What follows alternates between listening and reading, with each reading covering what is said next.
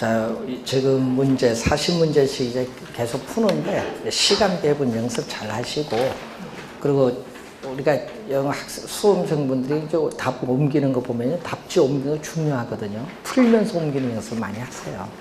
그래야 나중에 찍을 때 좀 도움이 많이 돼요. 자, 29번 문제 보겠습니다.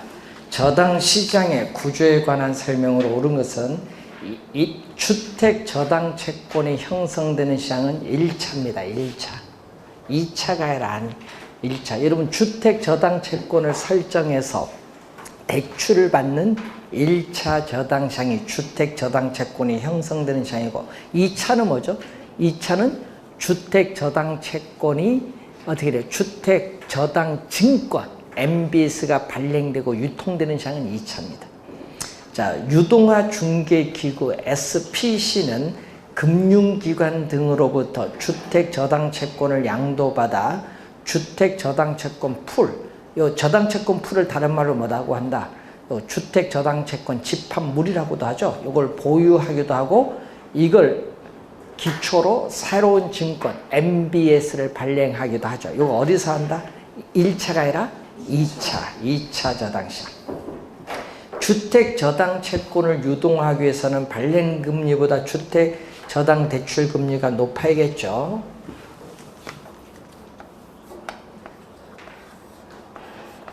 저당의 유동화와의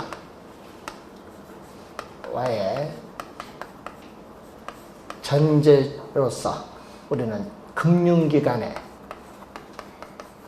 저당 수익률, 여러분 저당 수익률은 바로 뭐를 의미하죠? 주택담보대출금리가 2차 저당에서 판매하는 이 수익률이 있고, 또 MBS를 투자하는 이 투자자의 요구 수익률인데, 저당이 유동화가 원활하게 이루어지기 위한 전제 조건은 이렇게 돼야 돼요. 부동화가. 그래서 3번 틀린 지. 이게 높아야죠. 주택담보대출금리가 높아야 됩니다. 자, 4번 MBB를 거래하는 2차 저당 시장은 저당 대부를 받은 원래의 저당 차입자는 아무런 직접적인 관계가 없습니다. 4번 정답. 자, CMO는 만기가 멀수록 길수록, 여러분 만기가 짧으면 안 돼. 만기가 길수록 미래의 불확실성에 따른 위험이 높거든요. 높으니까 수익률도 높은 거야. 만기가 짧을수록 하면 안 되고, 만기가 길수록. 또 만기가 짧은 것부터 원리금에 상환되죠. 자, 여러분 우리 CMO 배울 때 이렇게 주택 저당 채권의 총 발행액이죠. 자, 저당 채권의 총 발행액을 이렇게 몇 개의 그룹으로 나눠준대. 이 나눠진 그룹을 뭐라고 하죠? 트렌치인데, 만기를 다양하게 1년, 2년, 3년, 5년 이렇게 다양하게 발행을 하죠. 아까 만기가 길수록 뭐가 돼? 만기가 길수록 수익률도 높다. 되겠죠? 그런데 문제는 돈은 차입자가 원금 이자 갚으면요, 발행기관은 누구부터? 투자자에게 요 1년부터 원금 이자 갚아. 나머지는 이자만 줘. 그럼 요게 끝나면 그 다음 2년 차에 원금 이자 갚아. 그 순서대로 가는 거죠. 그래서 어떻게 돼요? 만기가 짧은, 요 만기가 짧은 트렌치부터 원리금이 뭐가 돼? 상환되기 시작한다. 맞는지. 원리금은 요 만기가 짧은 거 1년 끝나면 2년, 2년 끝나면 3년 이렇게 오는 겁니다. 자, 30번 관란에 맞는 거. 자, 원리금 수취권, 주택 저당 채권 집합물 소유권 모두 투자자에게 이전되고, 모두 투자자에게 이전되는 것은 뭐 지분을 매각한 거지. 그래서 발행 기관은 누구에게? 투자자에게 지분을 매각을 한 거예요. 투자자에게 지분, 자산을 매각을 했죠. 그래서 지분, 자산을 매각을 했기 때문에 지분형의 성격을 가진 MBS를 우리 뭐라고 한다? MPTS. 지분을 매각했기 때문에 지분이 이전돼요. 그럼 지분이 이전되면 그에 관련된 위험, 금리 위험, 조기 상환 위험도 누구에게? 투자자에게 이전돼요. 1번 정답. MPTS. 자, 31번. 자, 주택담보노후연금보증제도에 관한 설명으로 옳은 것은 주택연금이라 하면 주택 소유자가 주택의 저당권을 설정하고 한국주택금융공사가 아니에요. 한국주택금융공사의 보증을 받아야지. 받아서 누구로부터? 금융기관. 한국주택금융공사가 아니라 금융기관으로부터 연금의 방식으로 노후생활자금을 대출받는 걸 말해요. 한국주택금융공사가 아니라 금융기관. 그러니까 뭐를 받아? 한국주택금융공사는 보증을 받아서 금융기관으로부터 받는 거예요. 1번 틀린 질문. 주택연금의 대출금리는 기준금리에 가상금리를 더한 변동금리예요. 대출이자는 가입자가 직접 현금으로 납부할 필요가 없습니다. 대출 잔액에 가산되죠. 대상주택은 시가 9억 원 이하의 주택 및 지방자치단체에 신고된 노인복지주택을 말하는데 단 확정기간 방식은 노인복지주택을 뭐한다? 제외합니다. 주택연금을 받을 권리는 양도, 압류하거나 담보로 제공할 수 없습니다.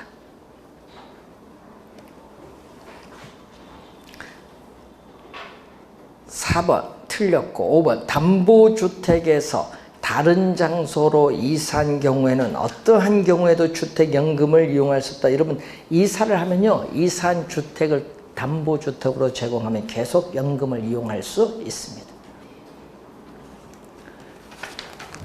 주택연금은 국가가 보증합니다. 그래서 주택연금 중단 위험이 없다. 꼭 기억해 두시고 32번 이제 도시 및 부동산 개발에 관한 설명으로 틀린 것 1번 정답인데 부동산 개발업의 관리 및 육성에 관한 법령상 부동산 개발의 개념이죠.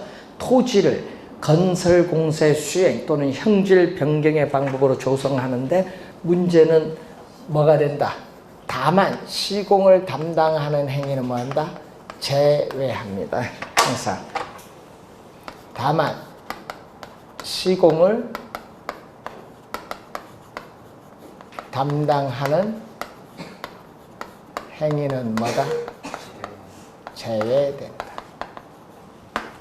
그래서 1번 정답.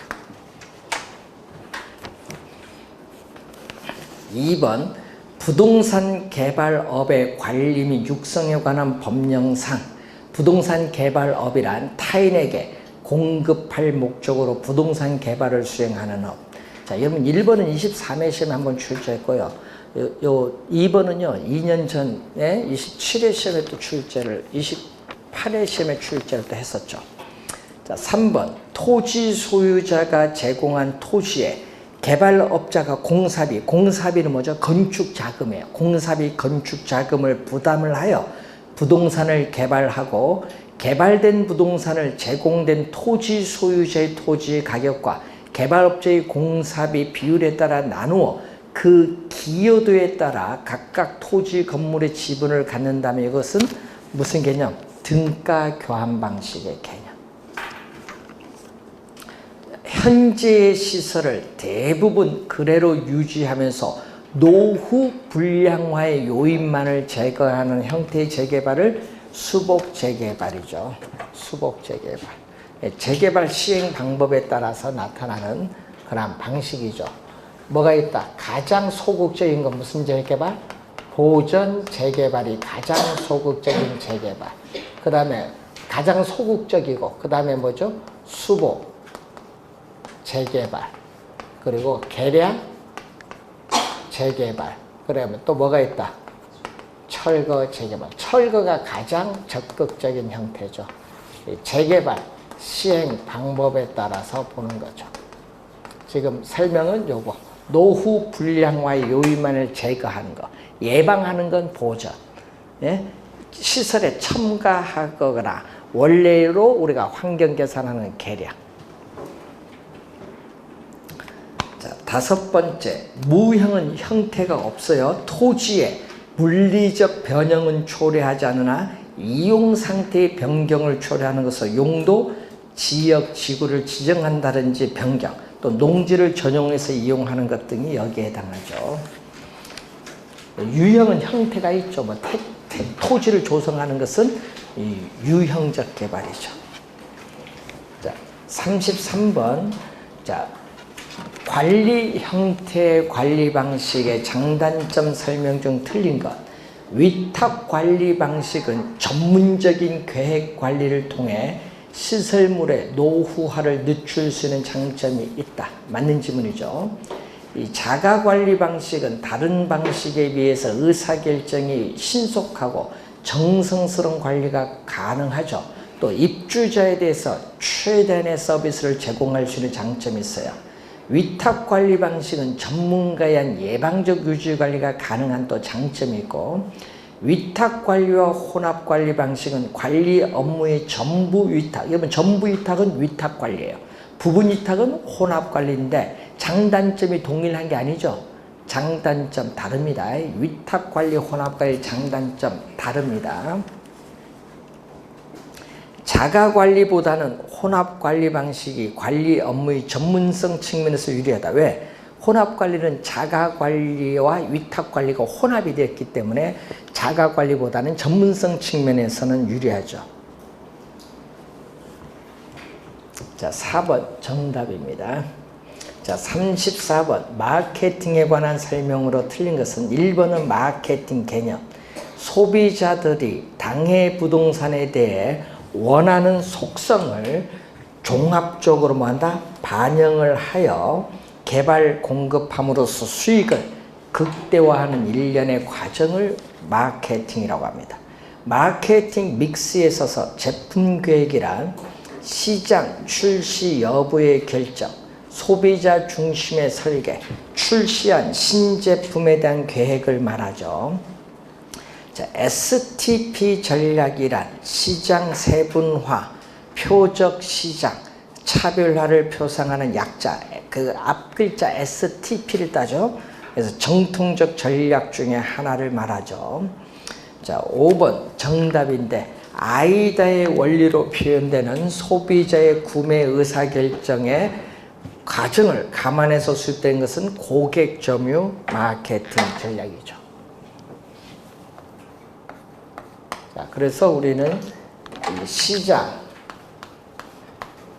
점유가 있고 또 뭐가 있다? 고객 점유. 자, 고객, 점유, 마케팅 전략은 누구 중심? 여기는 소비자 중심. 소비자 중심의 전략으로서 뭐가 있다? 아이다. 구매 의사결정에 있어서 심리 변화의 단계.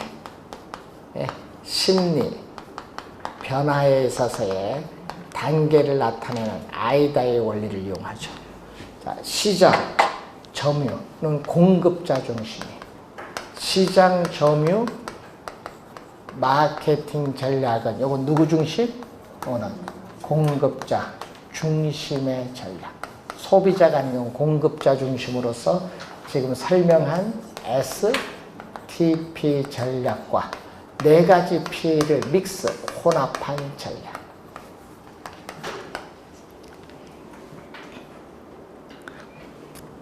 자, 마케팅 믹스에 있어서 촉진 전략이란 광고, 홍보, 이걸 의미하죠. 프로모션, 촉진 전략. 이 촉진 전략에는 뭐가 있다? 우리는 유료인 광고, 뭐 우리 알리는 홍보, 인적, 판매, 촉진.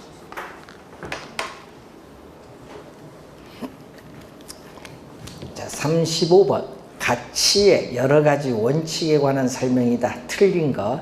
기능적 감가는 균형의 원칙. 자, 부동산에 있어서 유용성을 우리는 최대로 발휘하기 위해서는 부동산을 구성하고 있는 내부 내부 구성 요소 간의 결합에 있어서 뭐를 이루어야 된다? 균형을 이루어야 되는데 이 균형에 위배가 된다. 예? 뭐 예를 부지와 건물이 적응하지 못해서 가치가 하락을 하는 거. 요 기능적 감가가 발생한다. 이것은 무슨 원칙? 균형의 원칙. 기여가 아니라 균형의 원칙. 여러분 시험 문제 많이 나오죠. 하여튼 기능적 감가, 내부 구성 요소란 항상. 2번 부동산 가치에 영향을 미치는 가치 형성 요인은 항상 변동하기 때문에 부동산 가치는 특정의 기준 시점에서만 타당성이 인정되는 것은 변동의 원칙. 자, 수익 배분의 원칙이죠. 자, 생산 요소를 투입을 해서 발생한 총 수익에서 노동, 자본, 경영에 대한 대가를 지불하고 남은 위치가 고정된 토지의 잔여 수익이 제일 맨 마지막으로 배분된다는 원칙이 수익 배분의 원칙이죠. 그래서 토지 잔여법의 이론적 근거가 됩니다. 자, 감정평가의 3방식의 성립의 근거가 되는 가장 기초가 되는 원칙은 대체의 원칙. 자, 경제적 감가는 적합의 원칙이죠.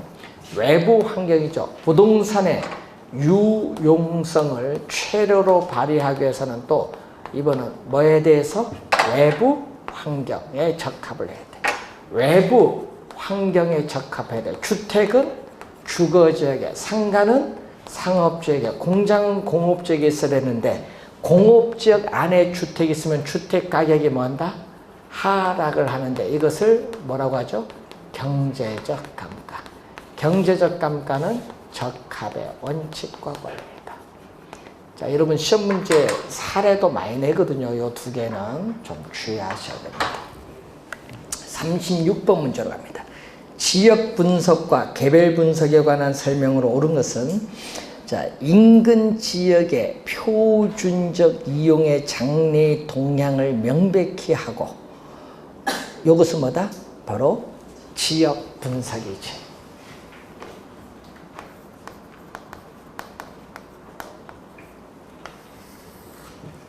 자, 지역 분석과 개별 분석을 보면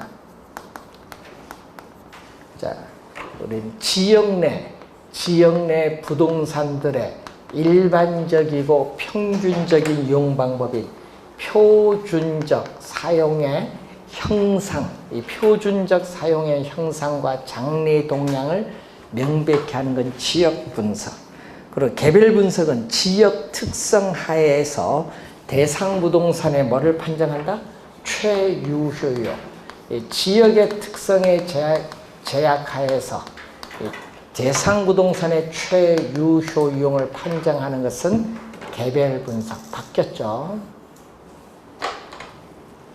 자, 그래서 최유효용은 표준적 사용을 지표로 해서 결정되는 피결정성을 가지고 있습니다. 자, 요 최유효용을 판정해서 우리 대상 부동산에 있어서 구체적인 가격을 구하는 것은 뭐다? 개별 분석. 가격 구하는 건 개별 분석이고 지역 내 부동산들에 있어서의 평균 가격인 가격 수준을 판정하는 것은 뭐다? 바로 지역 분석. 2번도 틀렸고 3번 개별 분석을 먼저 하는 것이 아니라 지역 분석을 먼저요. 지역 특성의 제약하에 개별 요인에 대한 분석이 이루어지니까 지역 분석이 먼저 하고 개별 분석은 뭐다? 나중, 후행 분석. 절차상 선후 관계로서는 지역 분석이 먼저, 개별 분석은 나중. 4번 범위, 분석 대상 범위와 분석 방법상으로 지역 분석은 지역을 대상으로 하는 뭐죠? 지역을 대상으로 하는 거시적 차원에서 지역을 대상으로 하는 전체적 광역적인 분석 방법을 가지고 있죠. 여기는 무슨 차원? 대상 부동산을 대상으로 하는 시적 차원에서 여기는 전체에 대해서 부분, 광역적에 대해서 국지적인 분석. 5번 정답입니다. 인근적 개념이죠. 대상 부동산에 속한 지역으로서 부동산의 이용이 동질적이고 가치 형성 요인 중 지역 요인을 공유하는 지역을 인근적. 자, 거기 속한에 밑줄 긋고 또 지역 요인 할 때 지역의 동그라미. 여러분 작년 시험에는 개별로 출제했었죠. 시험에 또 5번 개념 시험에 많이 출제되는 개념입니다.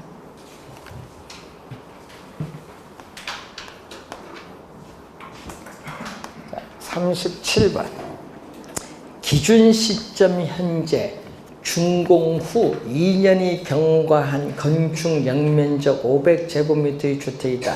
기준 시점의 현재 제조달 원가. 자, 기준 시점에서의 제조달 원가는 제곱미터당 20만원. 제곱미터당 20만원인데 연면적은 얼마? 500제곱미터. 해줬더니 얼마 나오죠? 1억 원. 기준 시점의 제조달 원가는 1억 원. 자, 또 내용연수 만료 시에 잔가율, 잔존가치율이 나오죠. 제조달 원가에서 잔존 가격이 차지하는 비율이 몇 프로? 10%. 제조달 원가가 1억이니까 얼마 나온다? 1,000만 원이 나오죠. 그래서 항상 구하려면은 이게 포인트죠. 매년의 감가액. 자, 매년의 감가액은 기준 시점에서의 제조달 원가에서 경제적 내용연수 만료됐을 때 잔존 가격 뺀 거. 이게 바로 감가총액을 뭘로 나눈다? 감가총액을 경제적 내용연수로 나눈다.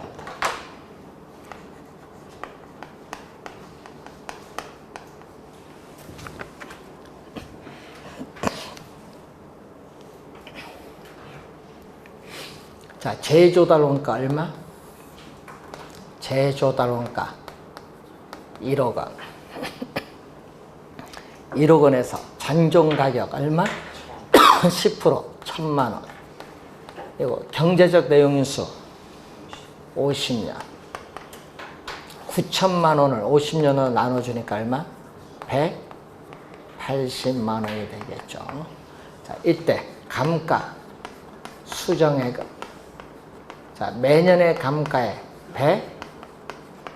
180만 원에 몇 년 경과? 준공 후 몇 년 경과? 몇 년? 2년 경과. 예? 하니까 얼마? 360만 원이 되죠. 그럼 구하고자 하는 대상 물건의 가액인 적상 가액은 기준 시점에서의 제조달 원가 얼마죠? 1억 원에서 감가 수정액 360 빼줬더니 9,640만 원. 3번 정답.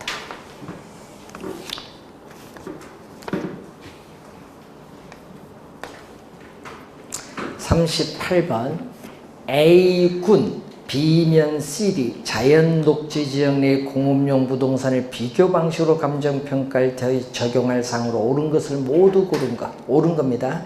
기억 CD의 자연녹지 지역 내 이용 상황이 공업용인 표준지가 없어요.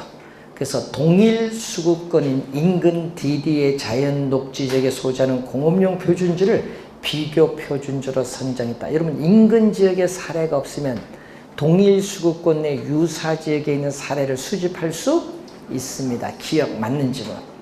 는 공시지가 기준법 적용에 따른 시점 수정 시에 지가 변동률을 적용하는 것이 적절하지 아니하여 누구 통계청이 아니죠. 한국은행이 조사 발표하는 소비자가 아닙니다. 생산자 물가지수에 따라 산정된 생산자 물가 상승률을 적용해야 합니다. 그래서 니은은 틀린 질문. 세 번째, CD에 소재하는 유사 물건이 소유자의 이민으로 인해서 소유자의 임의로 해서 어떻게 돼? 시세보다 몇 프로? 우리는 20% 뭐가 되다? 저가로 되겠죠. 자, 시장에 있어서의 가치를 100으로 보면은 시장의 가치를 100으로 봤을 때 저가 거래다. 저가로 거래가 될 때는 여기 뭐가 된다? 빼주죠. 몇 프로 저가? 20% 저가가 됐어요. 20%.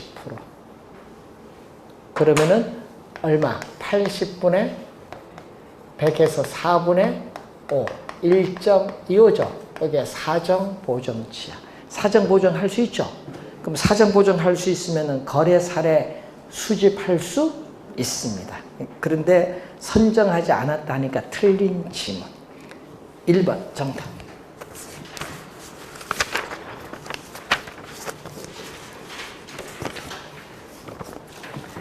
39번.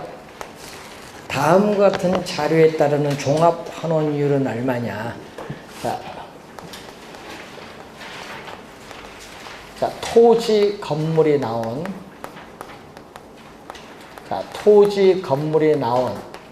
우리가 종합 환원이율이죠. 자, 토지 환원, 토지 투자자가 요구하는 수익률인 토지에다가 건물 투자자가 요구하는 수익률, 건물 환원 이율에 뭐를 곱한다? 이건 토지 전체 부동산 가격에서 토지 가격이 차지하는 비율. 여기는 전체 부동산 가격에서 건물 가격이 차지하는 비율. 이게 뭐죠? 가중치죠. 가중치. 자, 가중치가 나왔네요. 얼마? 가중치 얼마 나왔어요? 40% 나와 있고, 여기는 얼마 나왔어요? 60%가 나와 있죠. 요것만 구하면 되겠네. 토지 건물 환원이율. 토지 환원이율 얼마? 여러분, 토지는요, 사용함에 따라 소모가 안 돼요. 그냥 자본 수익률만 있어요. 여러분, 토지는 감가가 안 되잖아요. 그러니까 자본 회수할 필요가 있다 없다? 없잖아요. 요거는 토지는 사용함에 따라 소모가 안 돼. 감가가 안 되니까 자본을 회수할 필요가 없어. 자본 수익률 몇 프로? 몇 프로? 10%. 0. 얼마? 예. 0.1이니까 여기에 4%가 들어왔어. 이제 요것만 계산하면 되겠네. 건물 환원율. 건물 환원 이율은 자본 수익률에다가 또 건물이니까 감가상각되죠. 감가상각되니까 자본 회수율인데, 여러분 요거 계산하지 못할까봐 거기에 경제적 잔존 내용연수분의 1까지 해줬어. 자, 건물 경과 몇 년? 여러분 여기 50년이거든요. 경제적 내용연수 50년에 30년이 경과됐어요. 그러면 잔존 내용연수는 얼마? 잔존 내용연수는 몇 년? 20년. 여러분 경과한 건 관계없잖아. 앞으로 미래에 사용을 해야 될 거 아니야. 이 사용. 미래에 사용함에 따라 회수를 해야 되니까 20년분의 1. 그 위에 수식에 박스 위에 경제적 잔존 내용연수분의 1. 자본 뭐? 회수 방법은 얼마? 곱하기 100. 몇 프로? 5%. 요거 몇 프로? 10%. 10% 5%도 해주니까 몇 프로? 15%. 0.1로 곱하기 6 하니까 몇 프로? 9%. 더해줬더니 몇 프로다? 13%. 1번 정답. 자, 40번. 부동산 가격 공시에 관한 법령에 규정된 내용으로 틀린 것을 찾는 거죠. 1번. 표준지는 시장에서 형성되는 가격 자료를 충분히 조사하여 표준지의 객관적인 시장 가치를 평가합니다. 1번 맞고요. 2번. 국토교통부 장관이 표준지의 적정 가격을 조사 평가하고자 할 때는 둘 이상의 감정평가업자에게 이를 의뢰하여야 하는 것이 원칙입니다. 둘 이상이죠. 자, 시장, 군수 또는 구청장은 이 개별 공시지가를 결정 공시하기 위해서 개별 토지 가격을 산정, 구할 때는 그 타당성에 대해서, 자, 밑줄은 뭐다? 거기 국토교통부 장관 밑줄, 국토교통부 장관의 검증을 받는 것이 아니라 감정평가업자, 감정평가업자의 검증을 받고 토지 소유자, 그 밖에 이해관계인의 의견을 들어야 합니다. 그래서 3번 정답. 틀린 거.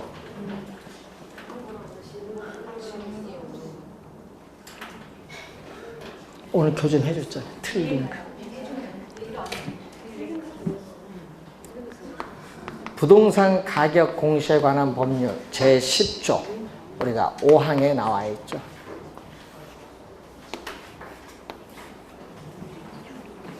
4번 국토교통부 장관은 표준주택 가격을 조사 산정하고자 할 때는 한국감정원에 의뢰합니다. 자, 국토교통부 장관은 비주거용 표준 부동산 가격을 조사 산정하려는 경우 감정평가업자 또는 대통령령으로 정하는 우리가 전문업자인 한국감정원에게 또 의뢰를 합니다. 그래서 정답은 3번.